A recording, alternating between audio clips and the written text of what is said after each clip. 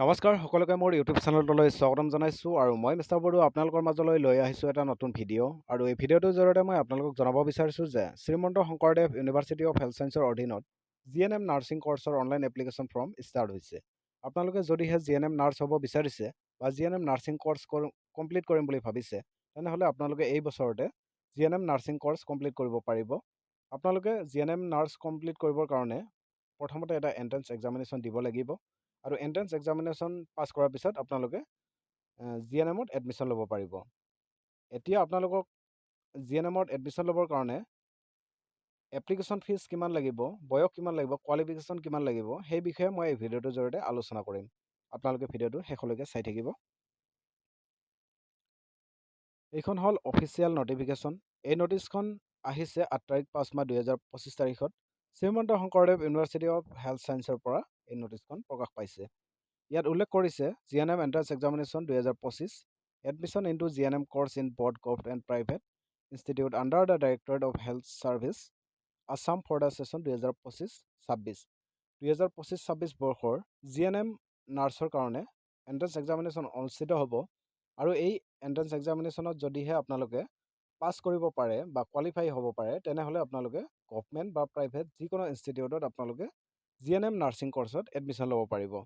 Private ইনষ্টিটিউটত admission ল'বৰ কাৰণে আপোনালোকৰ আৰু এক্সট্ৰাকৈ এণ্ট্ৰেন্স এক্সামিনেশ্যন দিব নালাগে। এই এক্সামিনেশ্যনত পাছ কৰিলে আপোনালোকে যিকোনো ইনষ্টিটিউটত এডমিশ্যন ল'ব পাৰিব আৰু ইয়াৰ কাৰণে আপোনালোকে 13 তাৰিখ 5 মাহ 2025 পৰা 13 তাৰিখ 6 মাহ 2025 ভিতৰত অনলাইন এপ্লিকেশ্যন কৰিব লাগিব। যদিহে আপোনালোকে নাৰ্ছিং কৰ্চ কমপ্লিট কৰিম বুলি ভাবিছে তেনেহ'লে আপোনালোকে 13 তাৰিখ 5 মাহ 2025 পৰা 13 তাৰিখ 6 মাহ 2025 ভিতৰত অনলাইন এপ্লিকেশ্যন কৰিব পাৰে আৰু অনলাইন এপ্লিকেশ্যন কৰিব লাগিব www.ssuhs.in এই ৱেবছাইটৰ জৰিয়তে আপোনালোকে অনলাইন এপ্লিকেশ্যন কৰিব লাগিব আৰু এণ্ট্ৰেন্স এক্সামিনেশ্যন অনুষ্ঠিত হ'ব 13 তাৰিখ 7 মাহ 2025 তাৰিখৰ অৰ্থাৎ ছানডেৰ দিনাখন গুৱাহাটী, ডিব্ৰুগড়, শিলচৰ, যোৰহাট, বৰপেটা, তেজপুৰ, ডিফু, লখিমপুৰ, নগাঁও, নলবাৰী, ধুবুৰী আৰু কোকৰাঝাৰ এইকেইটা চেণ্টাৰত আপোনালোকৰ এণ্ট্ৰেন্স এক্সামিনেশ্যন অনুষ্ঠিত হ'ব 13 তাৰিখ 7 মাহ 2025 তাৰিখ ছানডেৰ দিনা। গতিকে আপোনালোকে অনলাইন এপ্লিকেশ্যন কৰাৰ পিছতে আপোনালোকে এক্সামৰ কাৰণেও প্ৰিপেয়াৰ হৈ থাকিব লাগিব।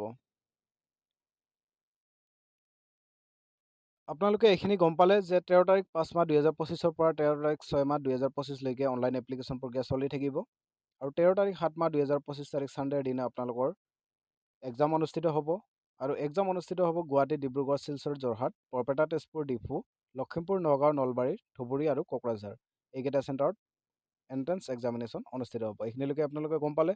এতিয়া আপোনালোকে ইয়াত জানিব পাৰিব এডমিট কাৰ্ড কেতিয়া আহিব। ইয়াত উল্লেখ কৰিছে admit card will be available online at www.ssuhs.in from 107-2025 অৰ্থাৎ 1 তাৰিখ 7 মাহ 2025 তাৰিখত আপোনালোকে এডমিট কাৰ্ড পাব আৰু 13 তাৰিখ 7 মাহ 2025 তাৰিখত আপোনালোকৰ এক্সাম অনুষ্ঠিত হ'ব। গোটেইখিনি ইনফৰ্মেশ্যন আপোনালোকে পালে। এতিয়া মই আপোনালোকক জনাব বিচাৰিছোঁ আপোনালোকৰ এক্সামৰ বিষয়ে। এক্সামটো অনুষ্ঠিত হ'ব আপোনালোকৰ এটা paper there will be one paper consisting of English, Mathematics, General Science এইকেইটা চেপ্টাৰৰ আপোনালোকৰ এক্সামিনেশ্যন অনুষ্ঠিত হ'ব। ইংলিছ, মেথমেটিক্স, জেনাৰেল চায়েন্স এইকেইটা চেপ্টাৰত আপোনালোকৰ অনুষ্ঠিত হ'ব এক্সাম আৰু the questions of this subject shall be of 10 standard অৰ্থাৎ 10 ষ্টেণ্ডাৰ্ড ক্লাছ 10ৰ যিখিনি আপোনালোকে পঢ়ি আহিছে এনেকুৱা ধৰণৰে কুৱেশ্যন আহিব। তো আপোনালোকে ক্লাছ 10ৰ ৰিলেটেড কুৱেশ্যন আপোনালোকে এক্সামৰ কাৰণে প্ৰিপাৰেশ্যন কৰিব। তাৰপিছত ইয়াত উল্লেখ কৰিছে the examination shall be 100 marks 100 question every question 1 mark অৰ্থাৎ 100টা কুৱেশ্যন থাকিব 100 মাৰ্ক থাকিব এটা কুৱেশ্যনত 1 মাৰ্ককৈ থাকিব। ইংলিছৰ 50 মাৰ্ক আহিব 50টা কুৱেশ্যন আহিব, মেথমেটিক্সৰ 25টা কুৱেশ্যন আহিব 25 মাৰ্ক থাকিব, জেনাৰেল চায়েন্সৰ 25টা কুৱেশ্যন আহিব 25 মাৰ্ক থাকিব। এইখিনিলৈকে গম পালে। There shall be no' negative marking for wrong answer কোনো ধৰণৰ নিগেটিভ মাৰ্ক নাথাকে। আপোনালোকৰ যদি এনচাৰ ভুল হয় তেতিয়াহ'লে আপোনালোকৰ কোনো ধৰণৰ মাৰ্ক মাইনাছ নহ'ব। এই বিষয়ে ইয়াত উল্লেখ কৰিছে the question will be both English and Assamese language আপোনালোকে কুৱেশ্যনসমূহ ইংলিছ আৰু এছামিছ লেংগুৱেজতে পাব। তাৰপিছত আপোনালোকে এতিয়া আপোনালোকৰ ইলিজিবিলিটি ক্ৰাইটেৰিয়াসমূহ চাব। আপোনালোকৰ এপ্লাই কৰিবৰ কাৰণে আপোনালোকৰ কোৱালিফিকেশ্যন কিমান লাগিব, বয়স কিমান লাগিব ইয়াতে উল্লেখ কৰিছে। আৰু তাৰ উপৰিও ইয়াত উল্লেখ কৰিছে candidate must be a citizen of India. কেণ্ডিডেটজন ইণ্ডিয়াৰ চিটিজেন হ'ব লাগিব। Permanent residence certificate is mandatory for admission is the government institute of Assam. অৰ্থাৎ আপোনালোকে পাৰ্মানেণ্ট ৰেচিডেঞ্চ চাৰ্টিফিকেটখন থাকিব লাগিব। আপোনালোকৰ পাৰ্মানেণ্ট ৰেচিডেঞ্চ চাৰ্টিফিকেট অৰ্থাৎ PRC চাৰ্টিফিকেটখন আপোনালোকৰ থাকিব লাগিব অনলাইন এপ্লিকেশ্যন কৰাৰ টাইমত। আৰু the minimum age for admission shall be 17 years on before 31 December 2025। অৰ্থাৎ আপোনালোকৰ মিনিমাম এজ 17 বছৰ হ'ব লাগিব আৰু মেক্সিমাম এজ 35 years আপোনালোকৰ হ'ব লাগিব। অৰ্থাৎ 17 বছৰৰ পৰা 35 বছৰৰ ভিতৰৰ কেণ্ডিডেটে ইয়াত এপ্লাই কৰিব পাৰিব। আৰু কোৱালিফিকেশ্যনৰ বিষয়ে ইয়াত উল্লেখ কৰিছে 10+2 with English and must have obtain A minimum of 40% at the qualifying examination and English individually from any recognise board. অৰ্থাৎ আপোনালোকে 10+2 পাছ কৰিব লাগিব। যিকোনো ষ্ট্ৰীমৰ পৰা আপোনালোকৰ পাছ কৰা হ'লে হ'ব, কিন্তু আপোনালোকৰ ইংলিছ ছাবজেক্টত 40% মাৰ্ক থকাটো বাধ্যতামূলক।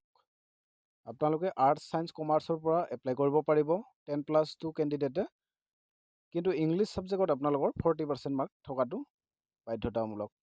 এইখিনি ইয়াত উল্লেখ কৰিছে, আপোনালোকে স্ক্ৰীনশ্বট মাৰি চাব পাৰিব। তাৰ উপৰিও যদি আপোনালোকৰ 10+2 অৰ্থাৎ 10+2 পাছ কৰাৰ পিছত লগত ভকেশ্যনেল A&M কৰ্চ কৰা আছে, তেতিয়াহ'লে আপোনালোকে অনলাইন এপ্লিকেশ্যন কৰিব পাৰিব।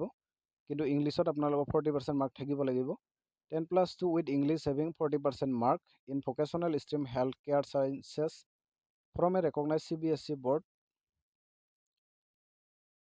আপোনালোকৰ যদি ভকেশ্যনেল ষ্ট্ৰীম হেল্থ কেয়াৰ ছায়েন্সৰ পৰা যদি আপোনালোকৰ কোৱালিফিকেশ্যন আছে আৰু ইংলিছত যদিহে 40% মাৰ্ক আছে, তেনেহ'লে আপোনালোকে এপ্লাই কৰিব পাৰিব। Student shall be medically fit, আপোনালোকে মেডিকেলি ফিট হ'ব লাগিব। Student shall be admitted once in a year.